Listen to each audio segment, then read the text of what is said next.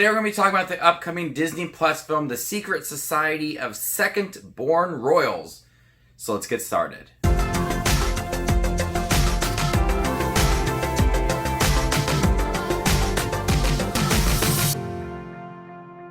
A rebellious princess is stunned to learn that she has superpowers and belongs to a secret society with long-standing tradition of keeping the peace throughout the kingdom.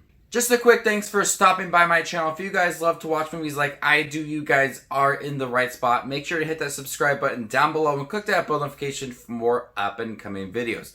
The upcoming Disney Plus film, The Secret Society of Second Born Royals, such a long title, stars Peyton Elizabeth Lee, who I most know for being in Andy Mack. She starred as Andy Mack. I loved watching that show. My daughter was born when Andy Mack was kind of big, so I had Disney Channel going on for like the longest time, so I watched a lot of Andy Mack. So I was curious to see how she would handle this role. This does feel like a Disney film, more so a Disney Channel film rather than a Disney Plus film. The way that the action scenes are handled, the story, it all feels similar to a Disney Channel original film. And I really didn't mind that because I thoroughly did enjoy The Secret Society of Second Born Royals. It's not magnificent by any means. It's cheesy at times. But what they did give me was a good connection to not only Peyton Elizabeth Lee's character, who she learns that she has superpowers after going to a school, and then that school is for second born royals. All of these people that are in this school are second born royals, but they all have superpowers. That might be controlling bugs or becoming invisible or copying someone else's powers. There's a wide variety of different abilities for these kids to have.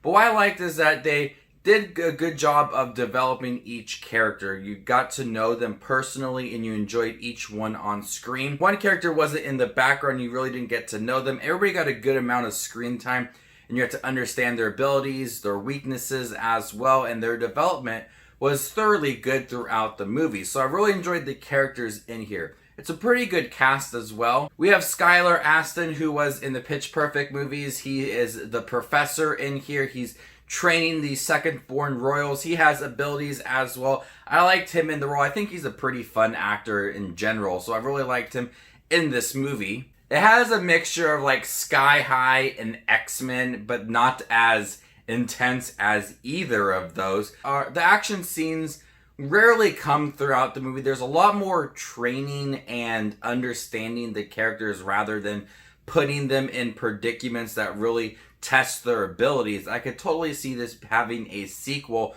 which would have more action scenes in it. But there is a lot of building the characters, them training, like a montage with music throughout, them practicing, handling their abilities, and getting to know one another. That takes up a lot of the film. And then towards the end, we get our big villain reveal. It does come out of the blue. It's a little bit shocking. I mean, it's not like the biggest reveal ever.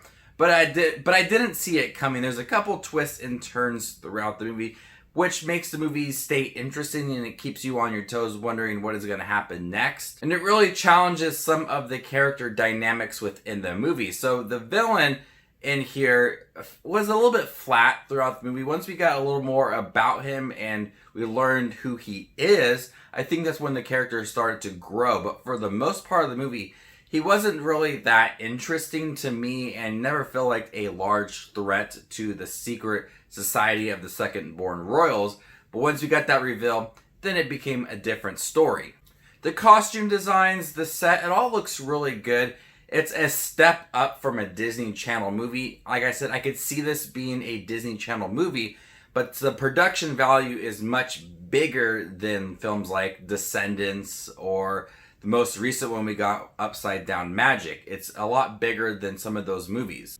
Plus, it also has a bigger cast than some of those smaller Disney Channel films.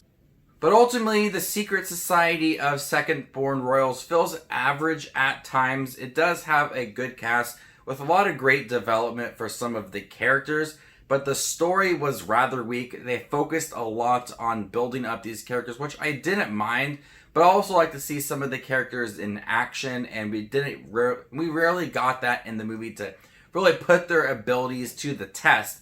So I would like to see, honestly, a second movie for this to really flesh out these characters and really have them test their abilities. It kind of reminds me of like X-Men First Class, where you were understanding their abilities and working as a group. That's essentially what this is, but not as good as X-Men First Class by any means. But it is decent for being a Disney Plus film. Not my favorite Disney Plus film, but not the worst one there is. I'm going to go ahead and give The Secret Society of Second Born Royals a C+. Thank you guys for checking my review for The Secret Society of Second Born Royals. Stay tuned for more up and coming Disney Plus content. My name is Just Watches Movies, and you guys stay classy, YouTube.